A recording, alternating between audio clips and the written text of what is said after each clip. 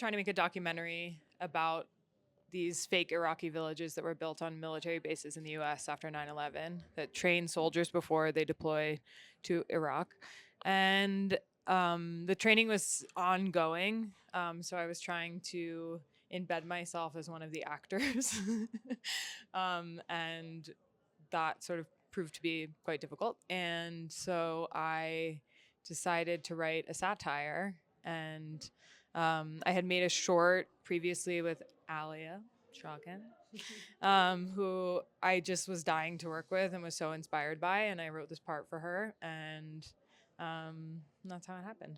I wanted to find a I'm always kind of looking for like Trojan horse storytelling opportunities. So I wanted to find a different entry point to talk about the military industrial complex, but through, hopefully like humorous, You also love role I playing. love role. Yeah. Right? I love when people have to act. Oh Yeah. God, jeez. No, yeah, you describe it better, like acting. Private.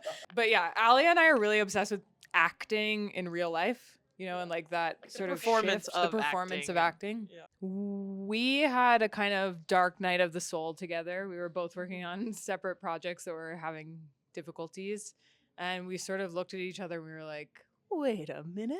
Yeah. How stupid have we been that like we have each other and this crazy idea, and why don't we turn it into a movie? And at the time I was acting in Challengers with Luca Guadagnino, and Ali was making a film called Drift in Greece with one of our other producers, Naima Abed, who also produced Call Me By Your Name with Luca. And so the four of us just had this like kismet moment, and we were like, let's make a movie. Yeah, and she wrote a draft, and within the year we were in production, which is crazy because we didn't think we had the money or could do it.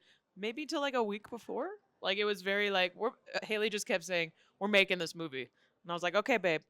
And then I got pregnant, and like it just kept rolling. But it's pretty impressive that in the time she wrote it, we were shooting within the year because that's so rare. So Well, Alia and I did Green Room 10 years ago, and she sent me an email saying that there's this project that she's doing with Haley, and sent me the short film. And as soon as I watched the short, I was in. I don't know if you've seen the short, but it's pretty spectacular. Um, that's a high quality short film. It's funny and it's High quality. And the way she uses the camera is really bold, and I was just really excited about the idea of working with Haley and of course with Alia, who I think is the comedic actress of her generation. Agreed. So Agreed. those two components. You can pay me later. Yeah, to 25 quid. How many times can I say that? So yeah, it was. I mean, just really to work with these guys, and then Dice is such a complex character, and there's so much humor that we were able to dive into. But the complexity of the man also, and the grounding of him, was a challenge that I wanted to take on. Fairuz. Dash. 35 ish. Very years beautiful. Old. Stunning. Stunning. You lose your breath when you look at her. Brilliant. Yeah, I mean, she's an Iraqi American actress, like born and raised kind of in California.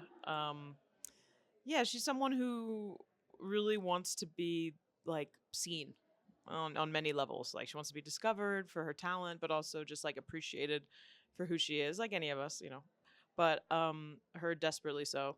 And she takes her job just like a little too seriously. And I think she's like lost herself in this reality of this world of Atropia.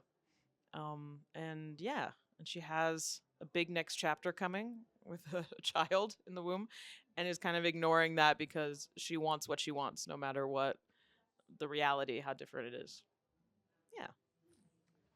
And Dice is a man on the run, essentially, who lives for the buzz and the adrenaline of war and escapes all responsibilities that he has in the real world, can't live in the real world, and finds himself in Atropia as a way of getting back into doing another tour in Iraq.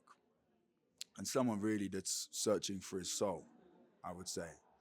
And in meeting her in the film is able to see a little bit of it.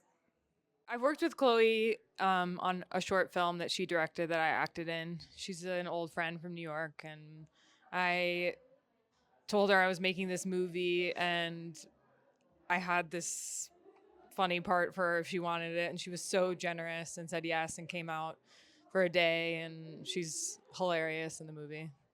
I play a lot of small parts in movies, so I tried to make all the small parts very interesting in this because I know what it's like to come in for a day. I mean, Luca was instrumental in the creation of this movie and was, it was his confidence in me um, that really drove me to write the script very quickly and set forth on this journey. And he was so generous with his time and his love, and his input is very meaningful. And sometimes we have very difficult conversations about the bigger ideas of the movie, which is really meaningful to me because I don't really believe people when they're when they like everything. For me, it's about love and connection. Oh.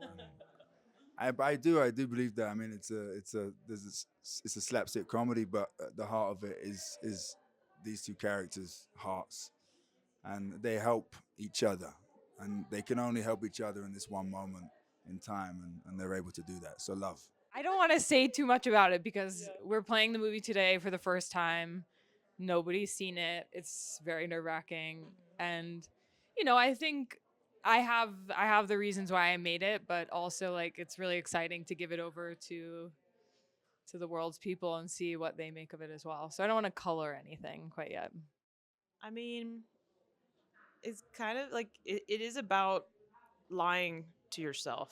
I think it's like America's lying to itself. Feyruz is, this whole world is, and kind of like the pain and beauty of what that means. Like, how much are we willing to ignore until we actually want to know the truth? So, Fucking incredible. drop.